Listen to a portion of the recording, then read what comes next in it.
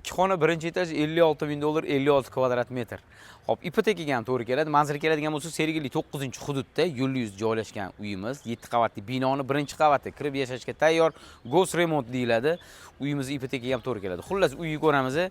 Mana shunaqa nima deydi? Qimmatbaho uy, joy, mashinalarni Ramazon oyida olinglar, Xudo xolasa barakali bo'ladi. Mana uyimiz oldida maktab ham bor ekan. Uyni ko'ramiz. Hop, kirgan bo'lsa bu koridorimiz katta, keng. Tak, mana bu razdельный sanuzel bo'lyapti, stiralka o'zini joyida qolyapti. Tak, va kuxnya. Kuxnyaga kiramiz. Kuxnyada ham kuxonniy mebel o'zini joyida qoladi. Jaluzi pardalari, kattalar yotoqxonasi bitdi.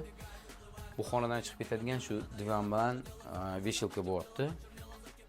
Va bu mana mehmonxona. Mehmonxonada ham ba'zi bir narsalar chiqib ketadi. Televizor qoladi, parda gilamlari qoladi va konditsioner qoladi. Xo'p, akalar, juda ko'pchilikimiz so'rovdi birinchi etajdan. Xullas, yana bitta qisqa qilib aytamiz. Ipotekaga ham to'g'ri keladi. Narxi 56 ming dollar, Sergeli 9-hudud, birinchi etajda 7 qavatli binoni birinchi qavat. Narxi 56 ming dollar, kvadrati 56 kvadrat metr. Hammaga rahmat.